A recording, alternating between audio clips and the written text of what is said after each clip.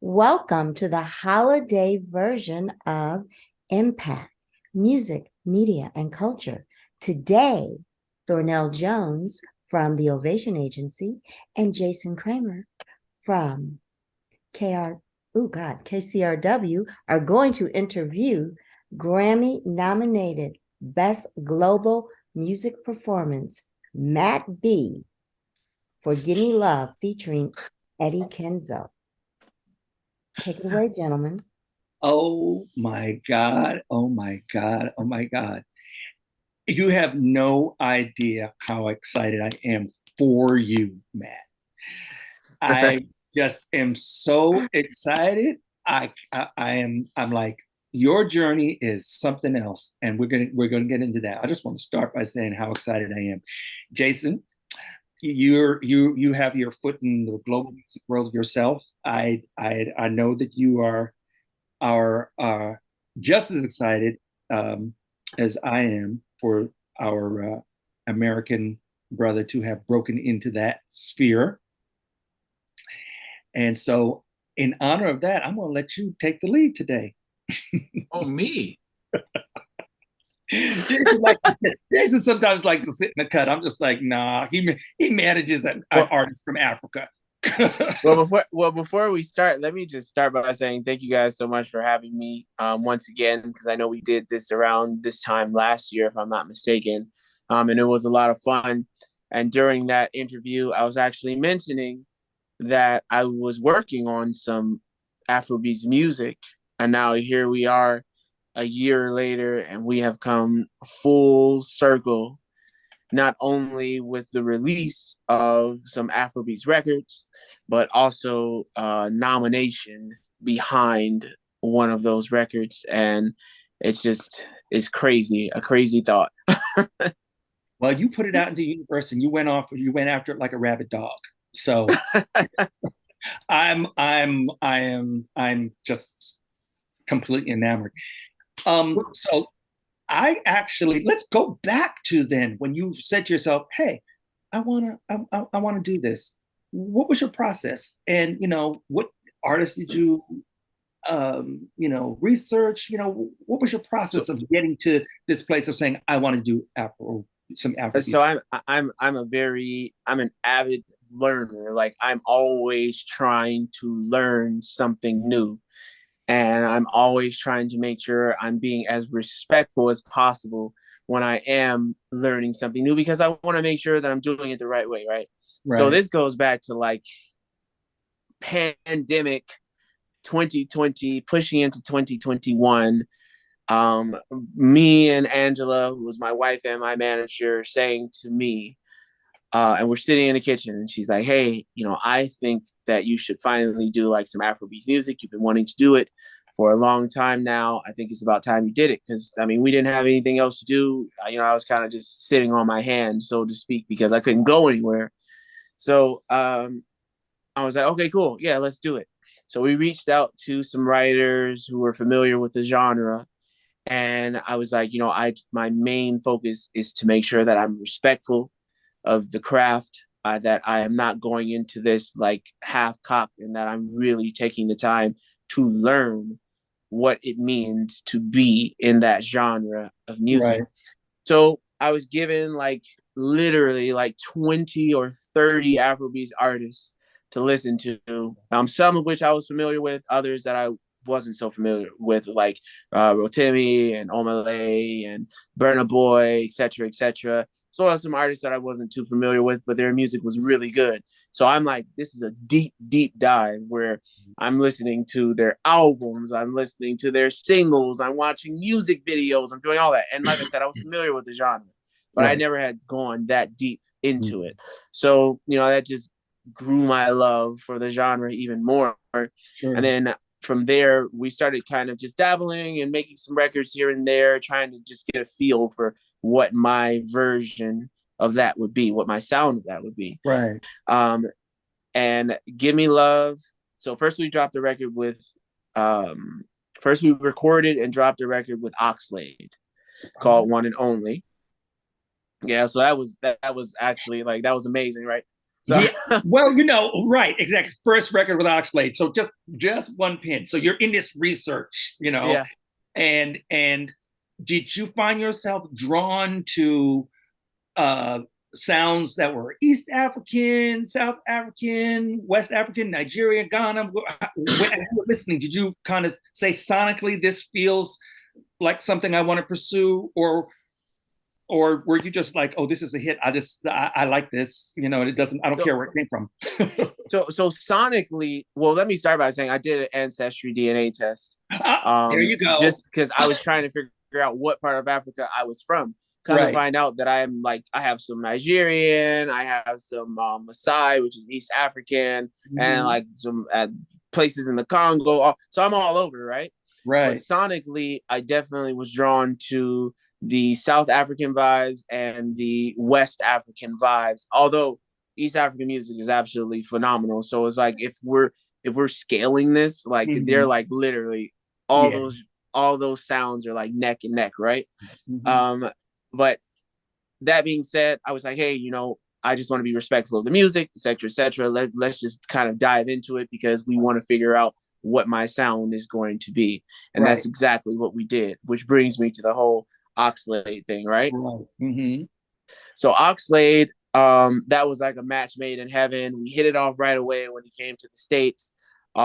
We filmed the music video and recorded the song all kind of like in the same within the same 24 hours. So the record was there. Yeah, so the record was there, but it wasn't fully recorded. So we recorded it in the same 24 hours. We had an unmixed version of the song that we did the music video to. Right. Then we went in and then we re-recorded all of our vocals, and we just kind of crossed our fingers like, please God, let these vocals line up with the actual music video, because we didn't want to go back and reshoot it. So then we did the Eddy Kenzo record as well, which was my first Afrobeats record where I was kind of flying solo, where I was just doing all the writing on my own. I didn't necessarily need the co-writers and all that stuff. So those two records, the Oxlade record would be my first Afrobeats record that was released. And then the record that I did with Eddy Kenzo would be my second Afrobeats record that I released, but my first Afrobeats record that I did all of the writing on. That's amazing. I mean, candidly, by this point in your career, I know you have a lot of confidence in your writing, so I'm not 100% shocked at that. But that's one of those. I don't know. It's just like you're a real artist, real artist. You know what I'm saying? Oh, we need to go get hit producer X, Y, and Z because as a crutch. Right. Here you are. You're like, you know what? I've studied this. I've worked with this person. I'm gonna go ahead and do this. That's fantastic. So I'm interrupted because I like the color. I like, this is cool. So you went in the studio, and I understand that there were it was, although you did the writing, it was produced by different people, so kind of go there. Yes. So let me just back up just a little bit and say, Eddy and I, we met. So I mean, all this, it doesn't even say real. Like, you couldn't even write stuff like this, right? Eddy and I met last year at a FYC event, and we ended up sitting right next to one another, courtesy of Greg, who also is one of the producers on the record. We hit it off right away, and then we were like, hey, let's hit the studio. Let's try and get some work in right away. So the very next day, we went and we hit the studio with one another, and the mix engineer was running late. Or I'm sorry, the session engineer was running late, and because of that, we were locked out of the studio. So Eddy is leaning on my card. He's like, "Hey, I got some beats that I want to play for you," and I'm like, "Okay, cool." So he starts playing some of the records. He plays the first one that he played was the song or the record that would potentially become Gimme Love. So I'm kind of like, I'm a little iffy. I want to hear a little more, et cetera, et cetera. I didn't want to just settle on the first instrumental, but Angela was like, no, like, this is the song. This is the one that you guys have to record to. I think that this is the one. I'm like, okay, cool. Like, let's go and let's record it. So we made, when we got into the studio, the entire song was a freestyle. So it's not like we sat there and we were just like taking the time to pen this record and all that stuff. It was really just like capturing the energy of that moment and what that felt like. And I felt like since me and Eddy, we just kind of hit it off so well. And I'm a big fan of like energy and all that and what that means. And I really do feel like the energy in that room can get captured into the essence of the sound recording. So when those frequencies are being played back in real time, you're feeling the energy of what was captured in that record, which is why I think it just feels so good. Well, let me tell you something. Thank you, Angela, but thank you, because you're absolutely correct. It was a one listen for me. It was, and I called her up, or I texted her, and I was just like, damn. Yeah. So that's amazing. So, I mean, I got Jason sitting in the wings. I'm just, fanboying over here a little bit, Jay, Yeah, man, I'm curious to know, because when we talked last time about getting the Afro beats, and one of the things we mentioned that Africa is not a continent, right? As a single country, and here we mentioned that here in the United States we're almost taught it's equivalent of like Australia. It's like one place, right? So we don't realize how many countries and how many languages and how many dialects and how many religions and so on Africa really brings out.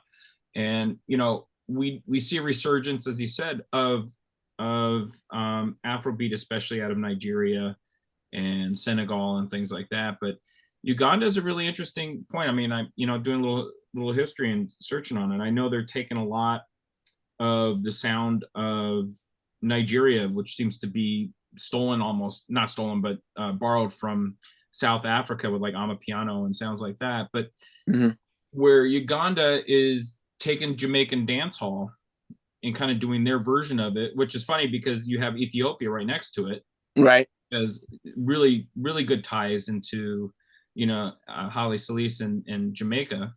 And we know how reggae was kind of like, well, ska and then soca and all that, but then reggae eventually came in, and dancehall. So there's all these kind of things in that. But Uganda is I'm really interested in why, out of just that alone, because we know like in Congo, Congo is coming up. I took notes. One of my best friends had sent this to me. Sukos, which is a sound out of Congo that's really coming up. And the artist that that you picked on your thing, who's Eddy Kenzo, is known for Grammys nominations and what have you, for being in Uganda. What was it about him in general, outside of you liking him, that you favored versus, let's say, the Burna Boys and the Remas and the Adekunle Golds and all that kind of stuff? What was it about him? I think it was his energy and the fact that we had synergy with one another. I mean, when you're creative and you're trying to make records with one another, you're always trying to find the best person that you're going to kind of connect or mesh with, right? And it's not always about the name. Sometimes it's just about what does that feel like when you're in the room with that person? How do you connect on a deeper level with the music and without the music? And for me and Eddy, I think that we connected on that level because before I even knew all of Eddy's story, it just like I just felt that connection with him, and I think he felt the same thing with me. And then when I found out about where he came from, what his upbringing was like, all the rest of that stuff, we almost mirrored one another in that way, because him being from the streets of Uganda, being a ghetto boy, coming from poverty and somehow being able to pull his way out of it. And then myself coming from the south side of Chicago, coming from the ghettos of Chicago, knowing what that feels like to be kind of on the bottom half of society and then trying to pull your way out of it.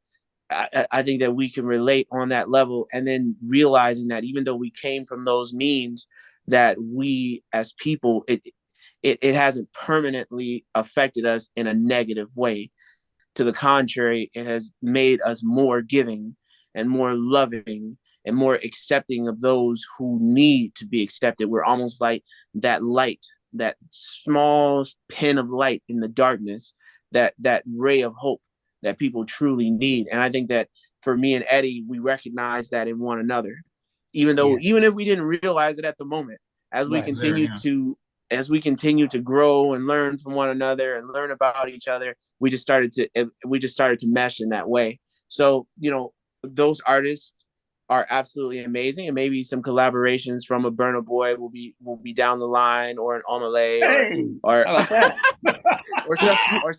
or something along those lines, But ultimately, like, I think that myself, just coming from those circumstances and being kind of like that person that everyone counted out, and Eddy also being kind of that person that people counted out, and coming from a country that people count out.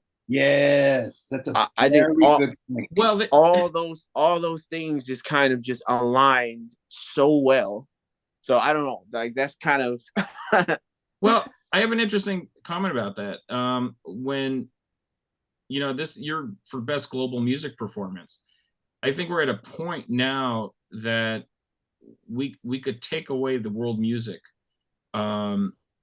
worth of it, but the problem is you're still going to have you'll have less categories. So unfortunately, it's just one of those things it's going to end up being. But when you have like a Fireboy and Ed Sheeran playing and doing a song, is that noted as a global music? I don't think so. So there is something to be said about how they notate these things too, and I kind of wish that they would break those lines, because it's music, and I know it's from a different country, but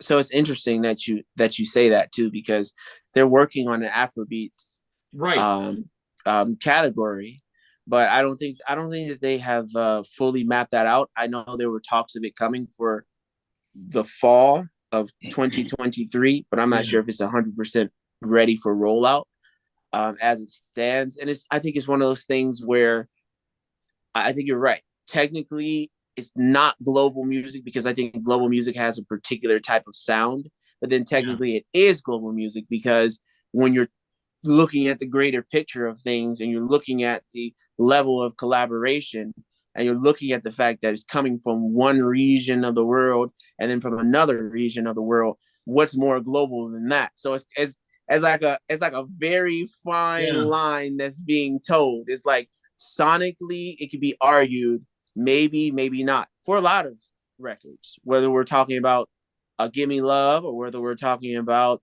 a Last, or et cetera. But when we don't have those That's kind of the Tony Braxton sample. for sure.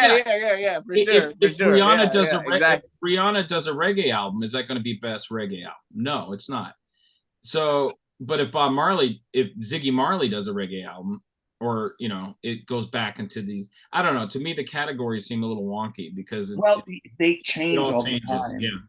And things change as music changes and evolves. And I think that's what's, exactly kind of what Matt here is talking about, is this idea that, there's a fine line, in terms of the definition, because the definition, I'm going to pull it up, but it basically is like, music which originates and or utilizes elements that are indigenous to a certain region of the world, ex-US, and and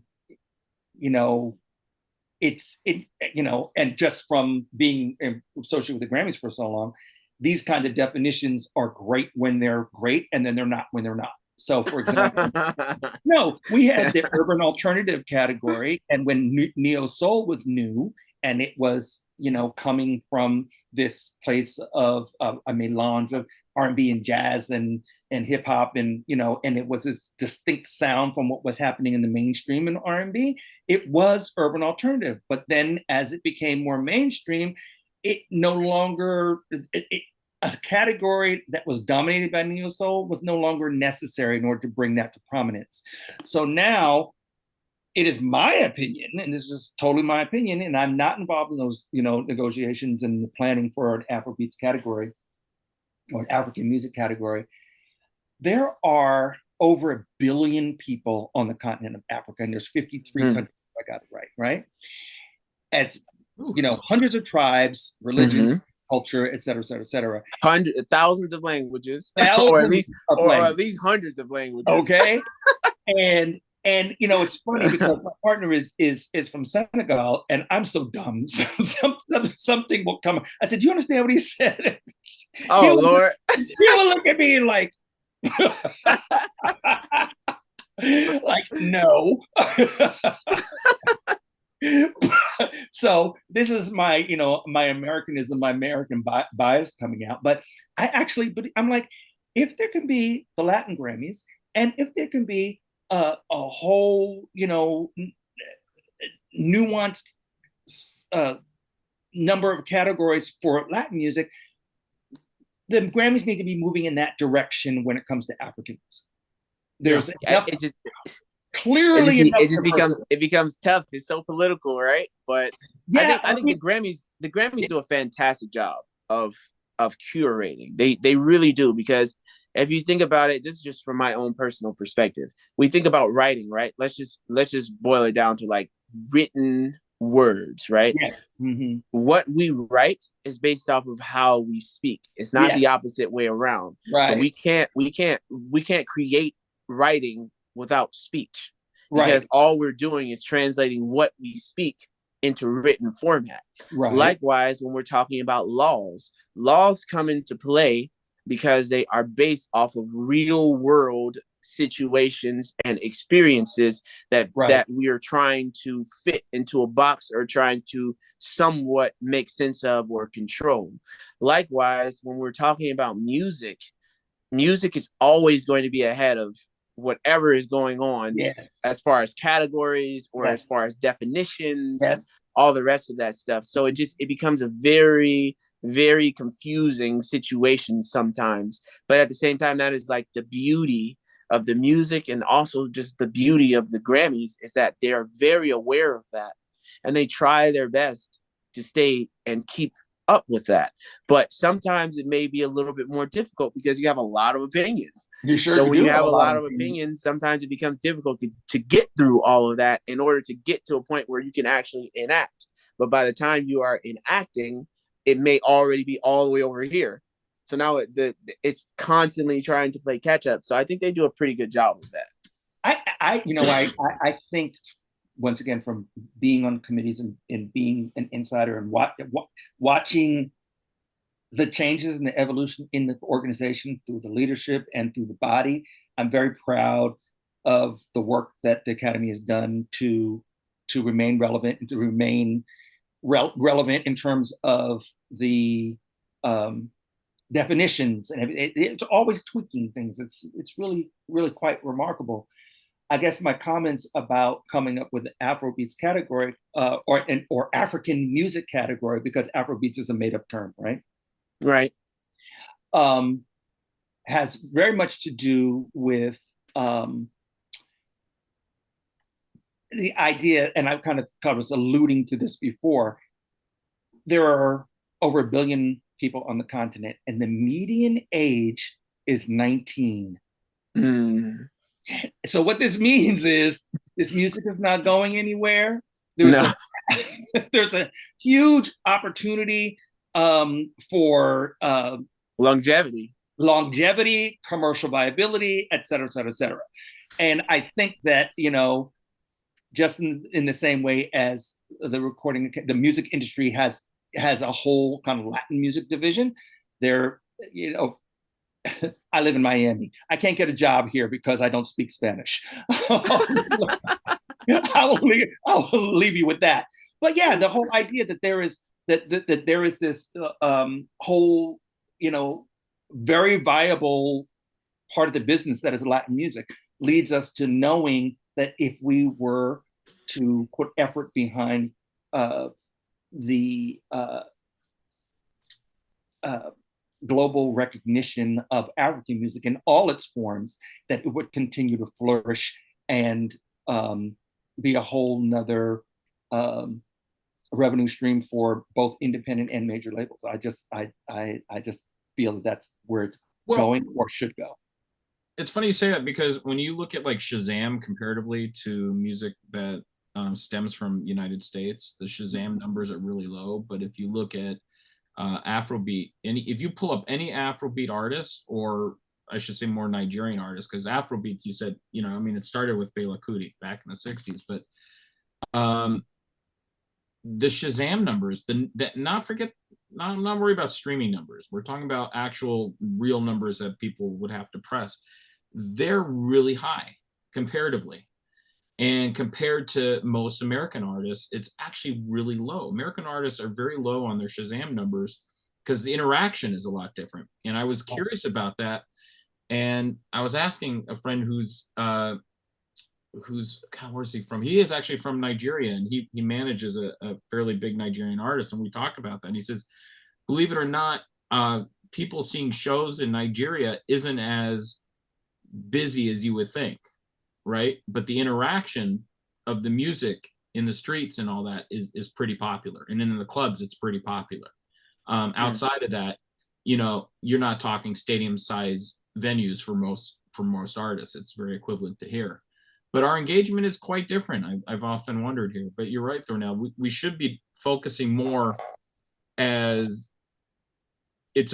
almost its own entity, because there's so many different styles. And you got folks from Somalia that go to Canada, and then do stuff, or South Africa to Canada, and then come down here and do stuff. And Matt, you're working with someone from Uganda right now, and we know so many folks from Nigeria and Senegal on this end. And it's been around since the 60s. It's not like it's some new music that just came out of nowhere. Well, the interesting thing about go ahead. Oh no, I was just gonna say that something that James Leach told me. He told me, that's my brother, James Leach. Yeah, he was the one who got me to come over to CSAC from ASCAP. So that's a story for another day. But, okay. But so what knowledge was James dropping on you? He told me just maybe a couple of weeks ago, after the nomination came through, I was at an event with him, and he was like, Afrobeats is what R&B used to be. Yeah. And I was like, that is a very powerful statement. And he elaborated on that, and he was just saying, because it's driven by like love, and like the melody sounds so nice and all the rest of that stuff. And he went on and on about it. I won't go on too much, but basically I think that was a very powerful statement. So I say that to say that I think that's one of the reasons why I kind of latched on so easily. Yeah. Because it was something that was so familiar to me. Yes. Despite the fact that there are differences, but it was something that was so familiar to me. Yeah. That bridging into what Jason was talking about, I see that perspective more as like, I don't know if any of you guys are familiar with like the movie The Hunger Games, right? But there was like the capital, right? And that's where all of like the rich and the elite and all the rest of that stuff were, right? And then there were those that lived outside of the capital. So I very much so see America as the capital when we're talking about music and when we're talking about the industry as a whole. And a lot of times people who live in the capital are not impressed with other people who live in the capital, if you know what I mean. So I say that to say like, we're too close to one another. Everyone is trying to be famous. Everyone is trying to be the next big thing or the next hottest thing. So I think that people are less inclined to listen to the next act because they feel very much so like they are the next act or the next big thing, versus when we're talking other places like Africa, people just love the music and they genuinely love the music. People are just going about their everyday lives, trying to make sure that they can make ends meet. And they're not really looking for, I'm not going to say not at all, but to an extent, it's not like that American mindset. It's a completely different mindset. And because the industry isn't mature there yet. And so people who are, in Lagos or, anywhere, Ghana, or South Africa, they have their other lives. I mean, and like you hear these stories from back in the day where, you know, people had, well, I will also say this, the artists were older because they had other careers before they kind of fell into their music. It wasn't until the 60s and the 70s with Motown that it kind of did the whole, oh, you got to be young in order to make any music come along, right? Mm-hmm. And well, one of my favorite artists is this guy Fowles. And he was a lawyer. Wow. He's only 32, but like he was a lawyer before became an artist. I know who you're talking about. He's the guy with the slick jet black hair with the thick little mustache. Yeah, he got a little mustache, whatever. He wears glasses. He's great. He's very funny. That's why I like Fowles. He's very funny. His new album was very good. He's doing more singing on it though, which was, I mean, no, they were good, but I'm just saying he came out as a rapper. But just amazing. This is fascinating. So, okay, I was putting together a little brief on you, and I was like, so you've had hits in Asia, Yes. Australia, Europe, Africa, and now the United States. How does that feel? Yeah, that really gets titled global, doesn't it? That's global, goddammit. For me, I'm so humbled by it all, and I'm just so grateful to God for giving me the opportunity to share my voice, because I had a lot stacked against me where I wasn't necessarily everybody's first choice, so to speak, right? So like trying to wrap my mind around that sometimes, like it's just like, wow, like, are you serious that so many people around the world have heard my voice? Like, yes. It's crazy when you think about it though. Like, you know what I mean? Like, and the way that it so profoundly affects certain people around the world, from people telling me, like, even in Asia, like, oh, this was my wedding song in reference to some of the older music that I've done, or, oh, this has gotten me through some bad times, or, oh, this is my favorite song that I play during whatever functions and things that I might be having with my family and things like that. So it's just like, I'm like integrated into people's lives. Right.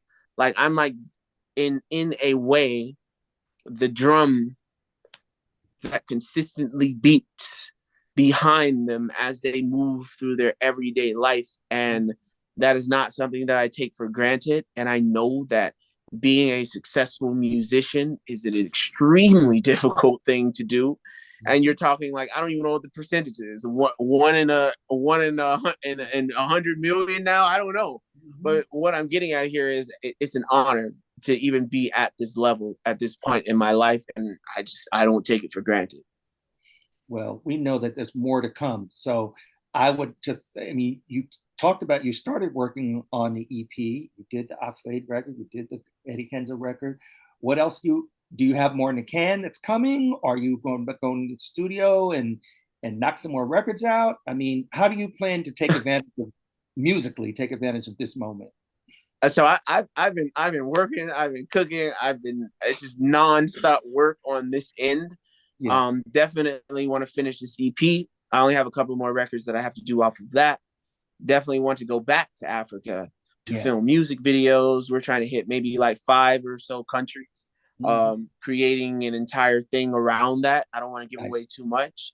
I have a lot of collaborations that I'm doing with more African artists, being from the entire continent, from West Africa to East Africa, particularly in Uganda.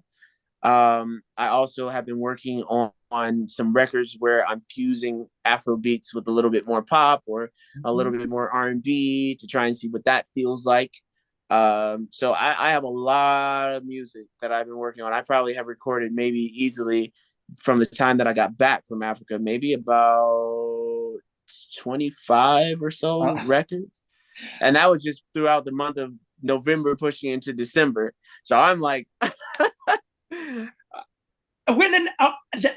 I'm fascinated and I'm impressed. So when the nomination came out, did you get phone calls from people who you didn't expect to reach out? Long lost cousins, yeah. from to say the least. Yeah, from relatives I haven't heard from in a long time, people who I didn't even know that I was related to, uh, old friends, obviously a bunch of music industry people who obviously wanted to congratulate both myself and my team, etc. So it's been a little overwhelming, but welcomed. Yes. And a roller coaster. But like I said, I'm very grateful. I'm very grateful because at the end of the day, this is something that artists dream of.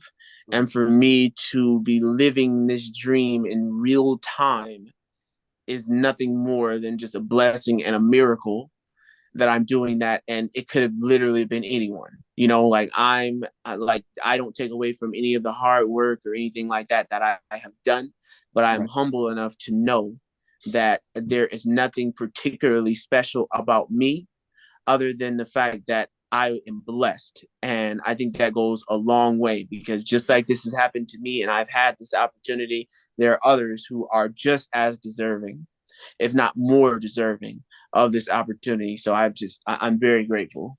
Yeah, but it goes beyond that. I was talking to one of my best friends that I've known since my early teen years, like actually pre-puberty in a way. And he called me, he said this to me. He said, you're the focuser. That's what you do. You brought everything full circle. And I kind of see that and he was talking about me, but I kind of see that with you. I mean, you're talking about a year, you kind of focused on, I want to do this time. This is what I want to do. And here you are a year later, amidst all the BS that's going out there, all the static and all the noise, and you're getting that gold ring. That it's more than, I would say, than being blessed. I mean, because that gets to a whole other thing, but a lot has to do with you and what your vision is and what you're focusing on and how you're grabbing that, because that's inspiring. And you know what? That's why I asked you that question about your embrace for this music and the research that you did, and how did you get to this place of really kind of settling in on it? Study the greats. It's about studying the greats. For sure. You did, and you studied and you studied and you studied the greats, and that's not an easy thing to do, and that requires the focus. So that's completely commendable on that, and that's why you deserve the nominations. I really do. I appreciate that. I really do, and I agree with you. But I just know that there's only so much that I can do, and there are people who really have my best interests at heart, who were willing to open those doors for me, and doors that I couldn't open for myself. And I know that it's a group effort, Takes a village, man. I would never subtract from anything anyone else has done, both around me and for me to get to this point. And I might be the face of it, but when it's almost like when you open up a car hood and you see all that is going on in order for that car to move. But if you were to just look at the car go by, all you see is the driver. So I'm the driver for sure. But I know that there's just so much more working behind that in order for it to happen the way that it has. And for that, I'm very, very, very grateful. Very grateful. Matt, so tell people how they can keep in touch with you on social, website, all that stuff. Well, for starters, a shout out to Greg, shout out to Angela, shout out to Stein, shout out to Mac. And shout out to Eddy, Kenzo, my brother, and everybody else who was involved in the record.